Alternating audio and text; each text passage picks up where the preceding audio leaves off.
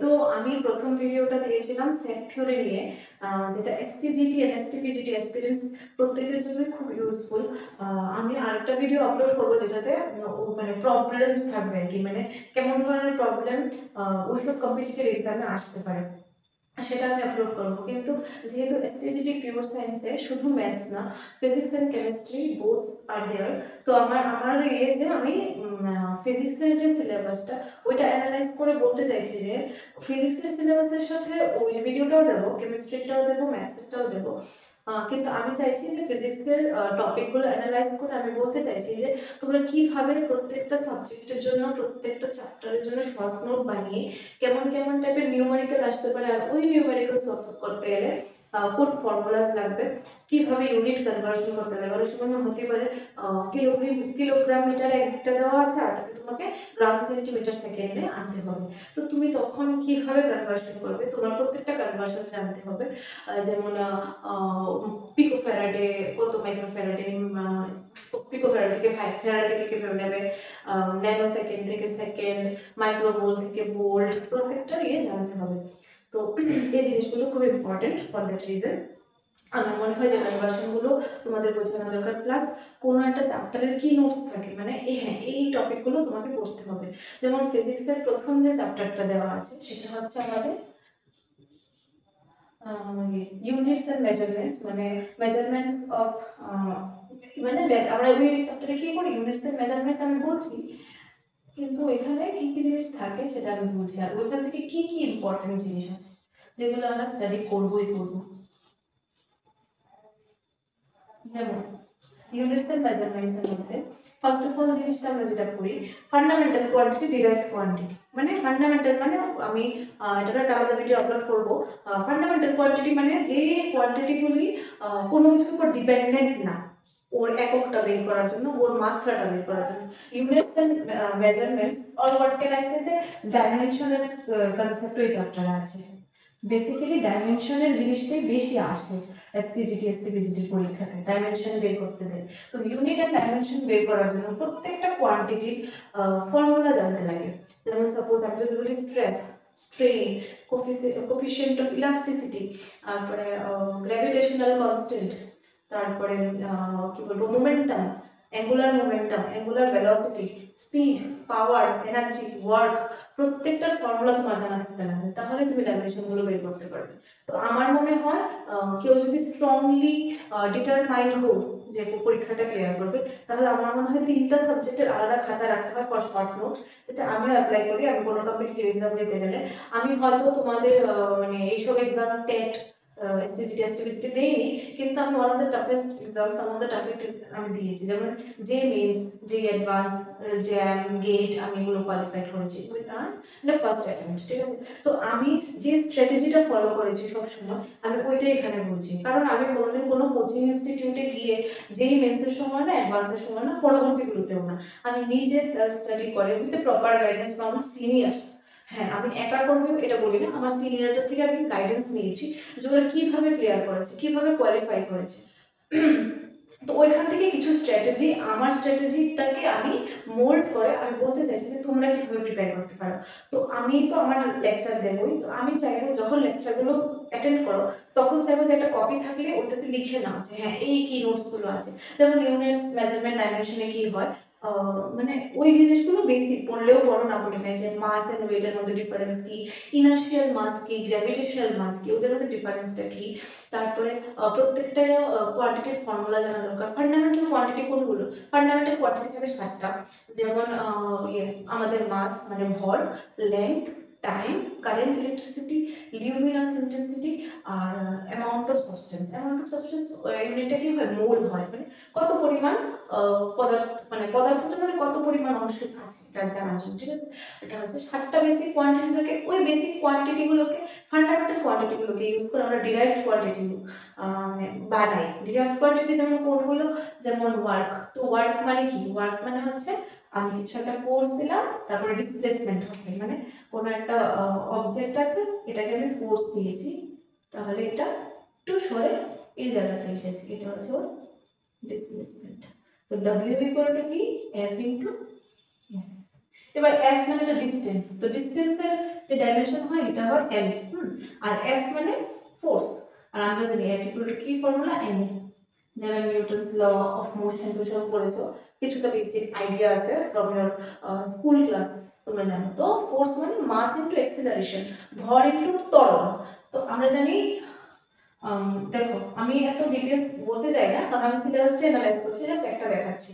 তো m মানে হচ্ছে মাস, মাসের মাত্রা হচ্ছে ক্যাপিটাল M, a মানে হচ্ছে ত্বরণ, ত্বরণ মানে হচ্ছে বেগ বাই সময়, মানে ভেলোসিটি বাই স্পিড, আর ভেলোসিটি মানে হচ্ছে ডিসটেন্স বাই, সরি এটা তো টি হবে, ডিসটেন্স বাই টাইম। তাহলে d মানে একটা লেন্থ আর টাইম তো জানি t স্কয়ার, তো এটা হবে mlt টু দি পাওয়ার -2। ঠিক আছে, এমন ভাবে প্রত্যেকটা মাত্রা বের করতে লাগে, এটার জন্য আমি একটা সেপারেট লেকচার দেব। তো ইউনিটস এন্ড মেজারমেন্টের কাজ হচ্ছে ডাইমেনশন নিয়ে কাজ করা। তুমি কত ডাইমেনশন ভালো বের করতে পারো, magnetic flux, electric flux, Joule's constant, এইসব অনেক কিছু ব্যাপার থাকে, অনেক কিছু কনস্ট্যান্ট বের করতে লাগে, প্ল্যাঙ্কস কনস্ট্যান্ট, এগুলোর ডাইমেনশন তোমার বের করতে লাগে। তারপর যে চ্যাপ্টারটা আসে, তারপর আসে rest and motion, rest and motion. ঠিক আছে, তো রেস্ট এন্ড মোশনে বেসিক কিছু টার্মিনোলজি তোমার জানতে হবে, যে স্পিড কাকে বলে, স্পিড কাকে বলে, ভেলোসিটি কাকে বলে, অ্যাক্সিলারেশন কাকে বলে, এগুলোর ইলাবোরেট ভিডিও দেওয়ার আমি খুব চেষ্টা করব। এখন জাস্ট বলছি সিলেবাসটা অ্যানালাইজ করো, কারণ বই এইগুলোর ব্যাপারে শর্ট নোট তোমাদের বানাতে হবে। তারপর হচ্ছে রিটার্ডেশন কাকে বলে, তো এটাকে বলে ত্বরণ, এটাকে বলে মন্দন, মানে নেগেটিভ অ্যাক্সিলারেশন। রিটার্ডেশনকে অনেকে নেগেটিভ অ্যাক্সিলারেশন না বইয়ে লেখা থাকে। ঠিক আছে, তারপরে থাকে কিছু basic formulas about distance, velocities, velocity আবার দুই ধরনের হয়, initial velocity, final velocity. Initial velocity মানে প্রাথমিক বেগটা, যেটাকে ডিনোট করা হয় u দিয়ে, আর ফাইনাল ভেলোসিটি হয় v, যেটাকে ডিনোট, সরি ফাইনাল ভেলোসিটি হয় অন্তিম বেগ, যেটাকে বাংলাতে বলে, যেটা হচ্ছে v। ঠিক আছে, তাহলে ফর্মুলাস থাকে কিছু যেগুলো ইউজ করে নিউমেরিক্যাল প্রবলেমস আসে তোমাদের পরীক্ষাতে, যে v equal to u plus এটি। এসবের উপর গ্রাফও থাকে, ডিসটেন্স টাইম গ্রাফ মানে দূরত্ব আর সময়ের গ্রাফ, বেগ আর সময়ের গ্রাফ, ত্বরণ আর সময়ের গ্রাফ, এগুলো বানাতে হবে। 2 নাম্বার থেকে v equal to u plus এটি তো আছে, আরেকটা আছে s equal to ut plus half এটি স্কয়ার। ঠিক আছে, 3 নাম্বার ফর্মুলা কি আছে এখানে লিখছি, v square equal to u square plus 2e। ঠিক আছে, এই তিনটে ফর্মুলাই নরমালি ইউজ করা হয়, এগুলোকে ইউজ করে মানে ইয়ে করা হয়, কি বলে মানে নিউমেরিক্যাল প্রবলেম সলভ করা হয়। ঠিক আছে, তো তোমাদের মানে একক জানা খুব দরকার, এদের ইউনিট জানা। তো ভেলোসিটির ইউনিট হয় মিটার পার সেকেন্ড, অ্যাক্সিলারেশনের ইউনিট হয় মিটার পার সেকেন্ড স্কয়ার, এগুলোতে লাগে আর এগুলো বেসিক টাইমের সেকেন্ড, ডিসটেন্সের মিটার। ঠিক আছে, এই ইউনিটগুলো যদি অঙ্কগুলো করতে লাগে। ঠিক আছে, এগুলো হলো কিছু জিনিস। আর এখান থেকে থাকে ভেক্টর কোয়ান্টিটি, স্কেলার কোয়ান্টিটি। তো ভেক্টর কোয়ান্টিটি মানে যাদের মান অধিক দুটোই থাকে, আর স্কেলার মানে যার শুধু মান থাকে। এখন আমি যদি বলি আমার ওয়েট, আমার মাস, মানে আমার মাস কত 50, মানে 40 বা 50 যেটাই বলি। ঠিক আছে, আর ওয়েট মানে হচ্ছে w ইকুয়াল টু m, মাসও থাকবে, গ্র্যাভিটেশনাল পুল টুয়ার্ডস আর্থ থাকবে। তাই এখানে কি থাকে, একটা স্কেলার কোয়ান্টিটিও থাকে, একটা মান থাকে, আর গ্র্যাভিটেশন জিনিস দিয়ে আমি বুঝেছি হ্যাঁ আমাকে নিচের দিকে টানছে, তাহলে আমার একটা ডাইরেকশন আছে। That's why weight is a vector quantity and mass is a scalar quantity. ঠিক আছে, এই বেসিক জিনিসগুলো রেস্ট এন্ড মোশন আছে। তারপরে আসে Newton's laws of motion. Newton's laws of মোশনের মধ্যে থাকে নিউটনসের লর তিনটে ফর্মুলা। ঠিক আছে, ওই তিনটে ফর্মুলা থাকে Newton law, Newton's law of motion. ঠিক আছে, এখানে তিনটে ফর্মুলা থাকবে, আর একটা জিনিস থাকবে p ইকুয়াল টু mf। এই জিনিসটা নিয়ে, এটা ডিরেকশন না, এটা প্রুফ টুফ লাগবে না, এটা নিয়ে বেশি কিছু ইয়ে আসবে, নিউমেরিক্যাল প্রবলেম সলভ করতে হবে। আমি ওগুলো চেষ্টা করবো প্রবলেম সলভ করানোর। তো আমি বলবো যারা কম্পিটিটিভ এক্সামের জন্য প্রিপেয়ার করো, যে কোনো সাবজেক্ট হোক, তোমাদের যদি নিউমেরিক্যাল বেস থাকে, তো আমি বলবো প্রত্যেকটা চ্যাপ্টার থেকে কোন কোন নিউমেরিক্যাল ফর্মুলাগুলো তোমাদের ইম্পর্টেন্ট, ওইগুলো আমি এক্ষেত্রে বলে দেবো, এই ফর্মুলাগুলো একদম নোটেড ডাউন করে নাও with their units, which unit will be used in that problem.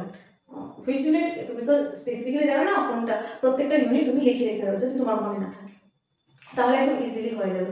আমি একদম বিগিনার্সদের জন্য বলছি, কারণ অনেকেই আছে যারা অনেক অনেক বছর আগে পড়েছো, এখন ইদানিং এই রিসেন্টলি তোমাদের এগুলো পড়া হয়নি। তো তোমাদের জন্য যে সাবজেক্টে তোমাদের উইক লাগে আর যেগুলো নাও লাগবে উইক, ওইগুলোকে স্ট্রং করার জন্য, কারণ কম্পিটিটিভ এক্সামে তো এমন না মানে সবাই সব পারে কিন্তু টাইমের জন্য কিছু ম্যানেজ করতে পারে না, তার জন্য টাইম ম্যানেজমেন্ট খুব দরকার। তার জন্য সিলেবাস আগে শেষ করে রিভাইজ করে তারপরে মক টেস্ট সিরিজ দেওয়া খুব দরকারি। নিজের কাছে নিজের সব থেকেও দেওয়া যায়। আমি আমার মক টেস্ট সিরিজ আমি নিজেরটা নিজেই নিয়েছি, একদম পুরনো প্রিভিয়াস ইয়ারগুলো, কারণ আমাদের গেট জ্যাম এইসব এক্সামগুলো প্রত্যেক বছর হতো, তো প্রত্যেক বছরের কোয়েশ্চেন পেপার থাকতো। তো আমি কি করতাম, আমার একদম পুরনো বছরের প্রশ্নগুলো ঘরে বসে এমনিতে সলভ করতাম। কিন্তু যারা যেগুলো রিসেন্ট, মানে সাপোজ 20, 19, 18, 21, 22 তো আমি দিয়েছি জানি, 22-এর আগে 4-5 বছরেরগুলো রেখে দিতাম, ওগুলো দেখতাম না, চোখগুলো দেখতাম না, জাস্ট পুরো প্রিপারেশন নিয়ে প্রিভিয়াস ইয়ার কোয়েশ্চেন সলভ করে ওই 4-5টা পেপারকে এজ এ মক টেস্ট আমি দিতাম নিজের কাছে সব থেকে মোবাইল স্টপ ওয়াচ চালু করে। ঠিক আছে, যার যেমন ডিটারমিনেশন। কেউ যদি মনে করে না আমি মক টেস্ট সিরিজ আমার কাছে দিতে পারো, আমি নিব, আমি গুগল ফর্মে নেব, আর বাকি অন্য অনেকখানি পাওয়া যায়, দিতে পারো, যত দেবে তত ভালো। আচ্ছা গেল, তো তোমার এইসব মক টেস্ট সিরিজ দেওয়ার জন্য অ্যাটলিস্ট তো শর্ট নোট থাকতে হবে, কারণ ইলাবোরেট নোট এত পড়া মনে থাকা যায় না। কোন কোন জিনিসগুলো খুব ইম্পর্টেন্ট, ওয়েটেজ ওয়াইজ ওই টপিকগুলো রাখা খুব ইম্পর্টেন্ট জিনিস। আমি তোমাদের গাইড করতে পারি, কোনো অসুবিধা নেই। আমার যে হোয়াটসঅ্যাপ লিঙ্কটাতে আছে ওইটাতে যে কোনো ধরনের ডাউট আমাকে বললে আমি যত তাড়াতাড়ি সম্ভব চেষ্টা করবো ওইটা সলভ করার। গেল, নিউটনস ল অফ মোশন, 3টে ল থাকে, P = mf থাকে, মোমেন্টাম থাকে, মোমেন্টাম ঠিক আছে, মোমেন্টাম মানে ভরবেগ, মোমেন্টাম থাকে, আরো different kind of liver, mechanical use এসব থাকে। ঠিক আছে, এগুলো আরো হবে। নিউটনস লস অফ মোশনের পরে থাকে কি কি বলে, আর কি জানি ছিল, নিউটনস লস অফ মোশন আছে, এমনিতে সাউন্ডও আছে, আবার ইয়েও আছে, কি বলে, লাইটও আছে। লাইটের মধ্যে কি থাকে, লাইটের মধ্যে থাকে রিফ্লেকশন, মানে প্রতিফলন। একটা হচ্ছে রিফ্লেকশন, আর একটা হচ্ছে রিফ্র্যাকশন, মানে প্রতিসরণ। একটা প্রতিফলন, একটা প্রতিসরণ। তো প্রতিফলনেরও দুটো সূত্র থাকে, লজ অফ রিফ্লেকশন, আর প্রতিসরণেরও দুটো সূত্র থাকে, ল অফ রিফ্র্যাকশন। এসবের ছাড়াও থাকে concave mirror, convex mirror, concave lens, convex lens. তারপরে mirror formula, 1/v - 1/u = 1/f, এমন ধরনের ফর্মুলা থাকে। ম্যাগনিফিকেশন থাকে, মানে বিবর্ধন, m দিয়ে ডিনোট করা হয়, m = -v/u। ঠিক আছে, ইউটা হচ্ছে বস্তু দূরত্ব, ভিটা হচ্ছে প্রতিবিম্ব দূরত্ব। তোমরা এগুলো যারা একটু পড়েছো লাইট চ্যাপ্টারটা জানবে যে ভি কি, ইউ কি, এফ কি। এফ হচ্ছে ফোকাল লেন্থ, মানে ফোকাস দূরত্ব। ঠিক আছে, কনভেক্স লেন্স থাকবে, কনকেভ লেন্স থাকবে, সাইন কনভেনশন থাকবে। কোন মানে কোন দর্পণের জন্য কেমন সাইন হবে, ইউ কি সাইন হবে, বি কি সাইন হবে, প্রত্যেকটা জিনিসের জন্য নিয়ম থাকে। ওই সাইন কনভেনশন গুলো জানা খুব দরকার। নিউমেরিক্যাল কোনো প্রবলেম সলভ করতে গেলে সাইন কনভেনশনটা জানতে হবে, কারণ এই একটা সামান্য মাইনাসের জন্য ওই প্রবলেমটাই শেষ, ওই না মার্কস পেয়ে গেল, মানে নেগেটিভ মার্কিং তো তোমাদের নেই, বাট মার্কস পেয়ে গেল। তাহলে কি কি বললাম, রিফ্লেকশন আছে, রিফ্লেকশন আছে। এবার রিফ্লেকশন ফ্রম প্লেন মিরর, মানে প্লেন সারফেস, মানে সমতল জায়গা থেকে রিফ্লেকশন কেমন হয়, কার্ভ সারফেস বক্রতল থেকে কেমন হয়, তারপরে ক্রিটিক্যাল অ্যাঙ্গেল সংকট কোণ, তারপরে টোটাল ইন্টারনাল রিফ্লেকশন, মানে আভ্যন্তরীণ পূর্ণ প্রতিফলন। ওইগুলো কি জিনিস, ওইগুলো থেকে কি, যেমন ক্রিটিক্যাল অ্যাঙ্গেল হচ্ছে থিটা সি দিয়ে ডিনোট করা হয়। ঠিক আছে, which is very important, keynote as a numerical problem. ঠিক আছে, numerical problem এ এটার উপরে কোশ্চেন আসতে পারে। ঠিক আছে, টোটাল ইন্টারনাল রিফ্লেকশন গেল, তারপরে রিফ্লেকশন স্ল্যাবের থেকে কিভাবে হয় এটা দেখানো হয়। আর এমন অনেক কিছু আছে, ম্যাগনিফাইং গ্লাসের উপর আছে। ঠিক আছে, তারপরে লাইটের পরে গেল সাউন্ড।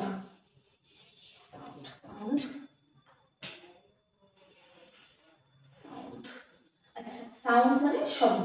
সাউন্ডের মধ্যে কি কি থাকে, তো সাউন্ডের মধ্যে থাকে ওয়েভ, তরঙ্গ, শব্দকে তরঙ্গ হিসেবে দেখানো, ওয়েভ থাকে, ওয়েভ ওয়েভ লেন্থ থাকে, মানে তরঙ্গ দৈর্ঘ্য, ঠিক আছে, ওয়েভ লেন্থ, ফ্রিকোয়েন্সি থাকে, কম্পাঙ্ক। ওয়েভ লেন্থ আর ফ্রিকোয়েন্সির মধ্যে একটা সম্পর্ক আছে, এটা নিয়ে কোশ্চেন থাকে। v equal to n lambda, এই জিনিসটা নিয়ে ইকুয়েশন আছে, এখানেও নিউমেরিক্যাল প্রবলেম থাকে। তারপরে থাকে ইকো থাকে, সোনার থাকে, ইকো ইকো জিনিসটা থাকে, এটা কি, সোনার জিনিসটা কি, এগুলো ইউজেস, সোনারের ইউজেস, ঠিক আছে। তারপরে আরো কি কি ছিল, কিছু ছিল তো, নয়েজ পলিউশন, এটা মানে এনভায়রনমেন্টে কেমন এফেক্ট করে, সাউন্ডের মধ্যে কিছু আছে। তারপরে হচ্ছে কি ইয়ে আছে, কি ছিল, ইলেকট্রিসিটি এন্ড ম্যাগনেটিজম ছিল, ইলেকট্রিসিটি এন্ড ম্যাগনেটিজম, ঠিক আছে। এটার মধ্যে কি ছিল, এটার মধ্যে ছিল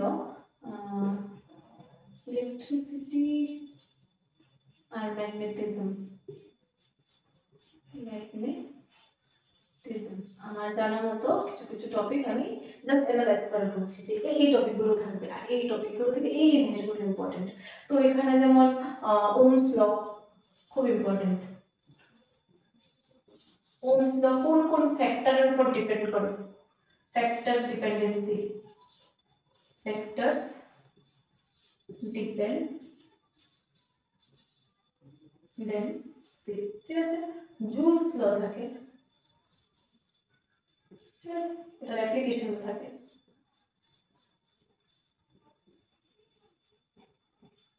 ঠিক আছে। Ohm's law, factors dependency, Joule's law, application, তারপরে ইলেকট্রিসিটি ম্যাগনেটিজমের মধ্যে আরো থাকে চার্জ, ঠিক আছে, ইলেকট্রিসিটি, ঠিক আছে। এই জিনিসগুলো আরো অনেক জিনিস আছে, ওগুলো আমরা গ্র্যাজুয়ালি ডিসকাস করব। হ্যাঁ, আমি একটা চ্যাপ্টার মিস করেছি, সেটা হচ্ছে ওয়ার্ক এনার্জি এন্ড পাওয়ার, ওটা মিস করেছি, আমি ভাবছিলাম যে কিছু একটা মিস করছি। ওয়ার্ক এনার্জি এন্ড পাওয়ার, তিনটাও জিনিসই খুব ইম্পর্টেন্ট, ঠিক আছে। ওয়ার্ক এনার্জি, হ্যাঁ আরেকটা জিনিস মিস করেছি, হিট এন্ড টেম্পারেচার, ওইটা আসে, ওয়ার্ক এনার্জি এন্ড পাওয়ার, প্রত্যেকটা ডেফিনিশন, প্রত্যেকটা ইউনিট, প্রত্যেকটা ডাইমেনশন খুব ইম্পর্টেন্ট জিনিস, ঠিক আছে। এছাড়া এখানে আরো অনেক ইম্পর্টেন্ট কনসেপ্ট থাকে যেগুলো আমি গ্র্যাজুয়ালি ওই চ্যাপ্টারটার মধ্যে বোঝাবো। প্লাস তারপরে থাকে, তারপরে কি আছে, তারপরে আছে ইয়ে কি বলে, heat and temperature, heat and temperature. তো হিট এন্ড টেম্পারেচারের ডেফিনিশন, হিট এন্ড টেম্পারেচার কি বলে, ওদের ডিফারেন্সটা, মানে ওদের মধ্যে পার্থক্যটা কি, ঠিক আছে। তারপরে সেলসিয়াস স্কেল, ফারেনহাইট স্কেল, ঠিক আছে, সেলসিয়াস স্কেল আর ফারেনহাইট স্কেলের মানে মধ্যে একটা সম্পর্ক আছে, ওইটার উপর অঙ্ক আসে, সেলসিয়াস এন্ড ফারেনহাইট, ফারেনহাইট স্কেলের রিলেশনটার উপরেও মানে অঙ্ক আসে, নিউমেরিক্যাল আসে, ঠিক আছে। ওগুলোর প্রুফ লাগবে না, জাস্ট ফর্মুলাগুলো মনে রাখতে হবে। এই জন্যই বলি যে তিনটা আলাদা আলাদা খাতা বানাতে, ম্যাথসের ফর্মুলাগুলো, কেমিস্ট্রি ফর্মুলাগুলো রাখতে, প্রত্যেকদিন সকালে উঠে ওইগুলো মেমোরাইজ করতে, যেটা আমি করতাম। আমি কি করতাম, আমার তো শুধু ম্যাথস, তো আমার জানা আছে এই সিলেক্টেড টপিকগুলো আমি খুব ভালো মানে পারি, অ্যাটলিস্ট পারি। তো ওইগুলোর কেমন কেমন টাইপের কোয়েশ্চেন প্রত্যেক বছর ঘুরিয়ে ফিরিয়ে করেছে, ওইগুলো আমি অ্যানালাইজ করেছি। ওইগুলো অ্যানালাইজ করে ওইগুলোতে কোন কোন ফর্মুলা ইউজ করা হয়, ওইগুলোকে আমি একদম আলাদা করে রেখেছি।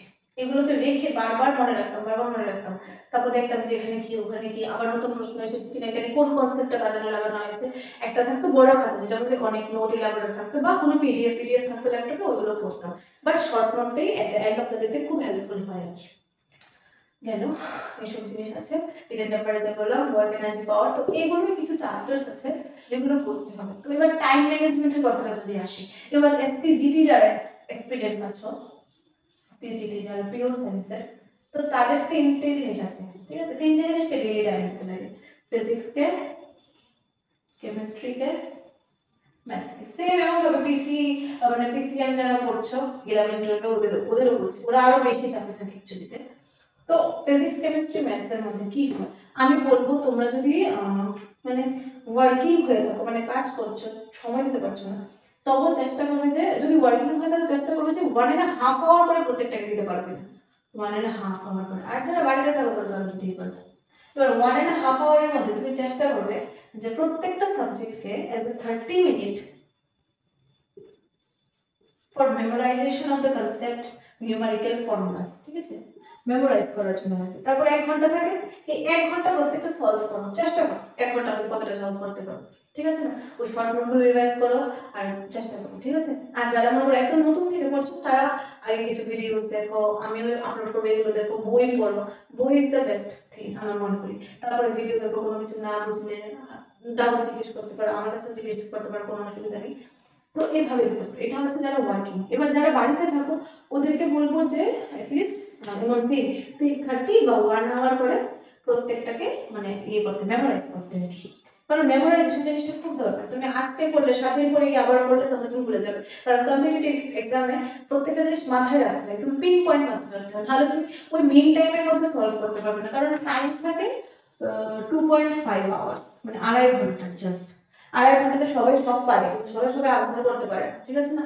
তো আমার মনে হয় যে time management is the best thing. তো আমার মনে হয় তুমি যখন 1 ঘন্টা সলভ করতে বসবে, আধা ঘন্টা তো রিভাইজ মেমোরাইজেশনে দেবে, 1 ঘন্টা সলভ করার সময় স্টপওয়াচটা লাগিয়ে বসবে, দেখবে তুমি কয়টা সলভ করতে পারছো, কত তাড়াতাড়ি করতে পারছো। এক এক দিন, প্রত্যেক দিন দেখবে তুমি কি ইমপ্রুভ করছো, একদিনে না করে 2 দিনে করছো, 3 দিনে করছো। ওই ইমপ্রোভাইজেশনটা খুব ইম্পর্টেন্ট, ওটা তোমাকে মোটিভেটেড করবে মানে ওই কম্পিটিটিভ এক্সামের জন্য। So that's all for today. এই জিনিসগুলো নিয়ে প্রত্যেকটা চ্যাপ্টারের জিনিস নিয়ে আমি বলবো, কিভাবে শর্টকাট বানানো সব বলে দেবো। তো আজকে ফিজিক্সের জন্য এতটুকু, ঠিক আছে?